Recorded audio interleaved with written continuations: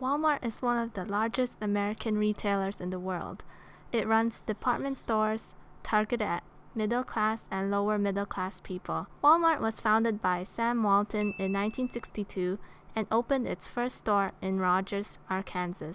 With its success in the U.S., Walmart decided to expand beyond the American borders.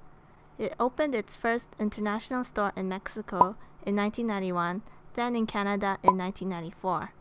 Moreover, it had opened stores in Argentina and Brazil in 1995. Around this time, it became the most powerful retailer in the U.S. One of the reasons for Walmart's success in America comes from its founder, Sam Walton's philosophy and business model, which emphasized to provide its customers with everyday low prices. Furthermore, Walton had a principle of keeping operating costs down. While Walmart has had some success in replicating its American tactics in Mexico, Canada, and the United Kingdom, Walmart failed to successfully integrate in other major markets, including Germany, Japan, China, and South Korea.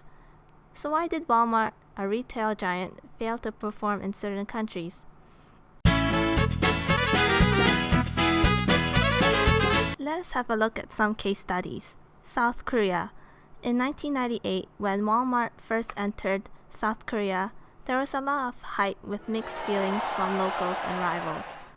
However, Walmart exited South Korea in 2006, and it is estimated that Walmart stores in South Korea lost approximately 10 million. One of the notable reasons for Walmart's failure in South Korea is the failure to understand and to accommodate to South Koreans' consumer preferences.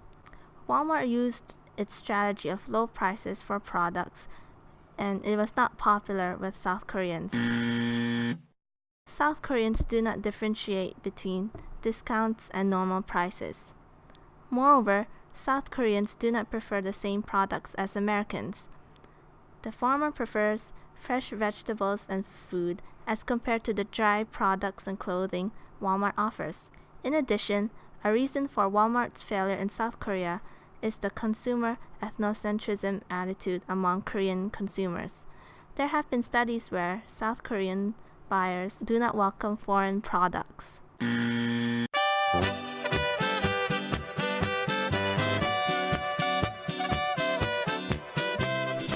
1997, Walmart broke into the German market by taking over 21 stores from local chain Woodkoff and another 74 from Interspar in 1998.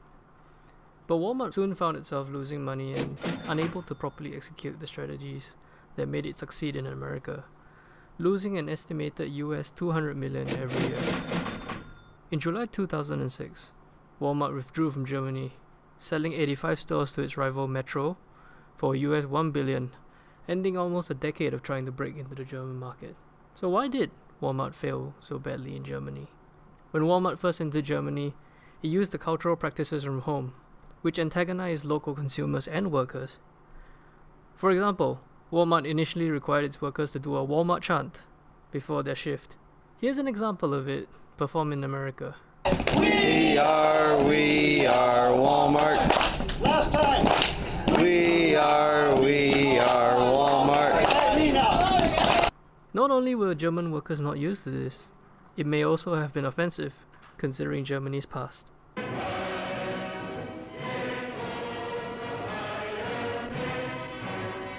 Walmart also managed to antagonize German customers in a huge variety of ways.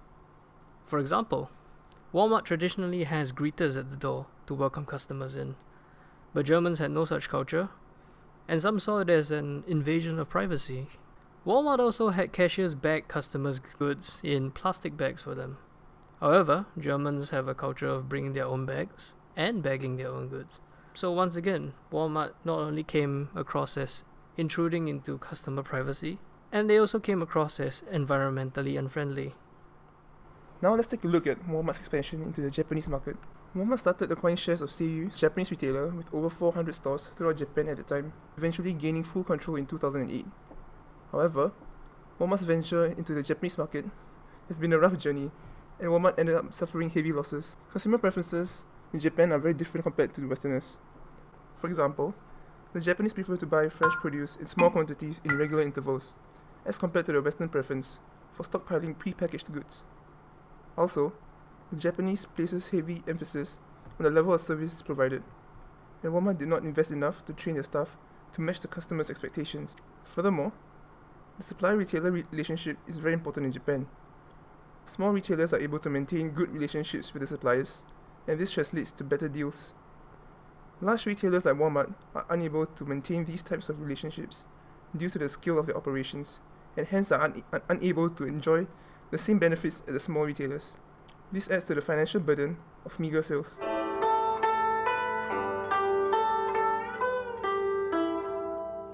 With a population of 1.3 billion, China is the world's second largest economy and a highly profitable market. Wal-Mart has been operating in China since 1996, but it never really quite took off, with its sales only accounting for around 2% of the company's overall revenues in 2015. The reason Walmart succeeded in America is the reason it failed in China. Chinese people equate price with quality, and Walmart's marketing of cheap products caused the people to wonder about the quality and safety of the food.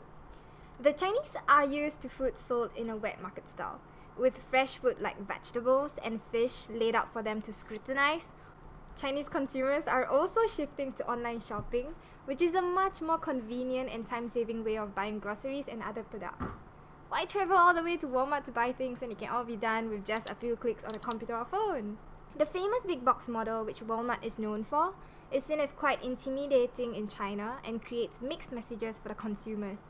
The big box style store seems to suggest that it is a premium kind of store, although Walmart markets itself as an everyday low price store.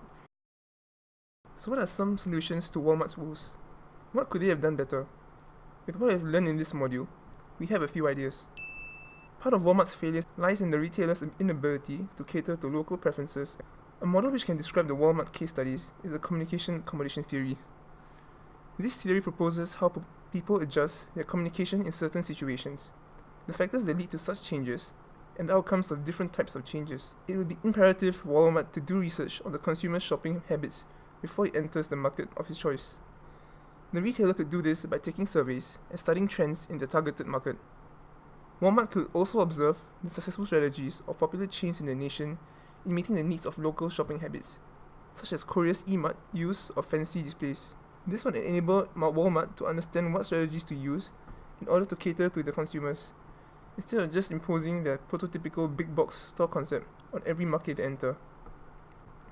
In addition, they could hire local managers and give them more power to oversee their country's operations, as these locals will be more familiar with the local business climate and will be able to come up with strategies appropriate to the local context. Another framework we could use is the Intolerance, Acceptance, Appreciation framework. It has been noted that there is a sense of ethnocentrism, a belief that one's culture is superior in both Walmart as well as its consumers to a certain extent.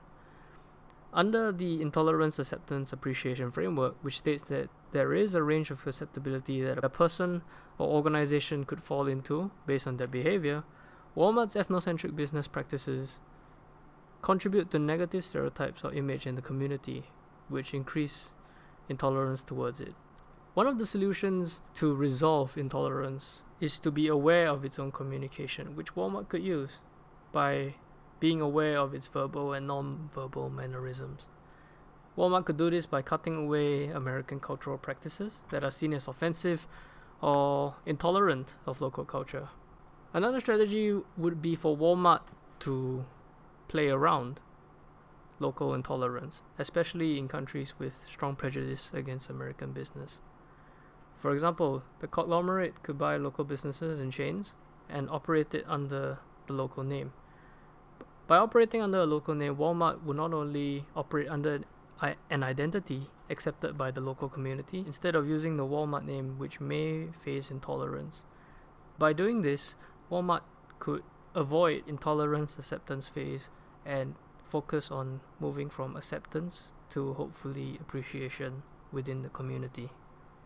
In conclusion, Walmart's failures in global expansion have been a valuable lesson for the retail giant. As the saying goes, when in Rome, do as the Romans do. And Walmart has to realize that its model needs to adjust to local cultures if it truly wishes to succeed on a global scale.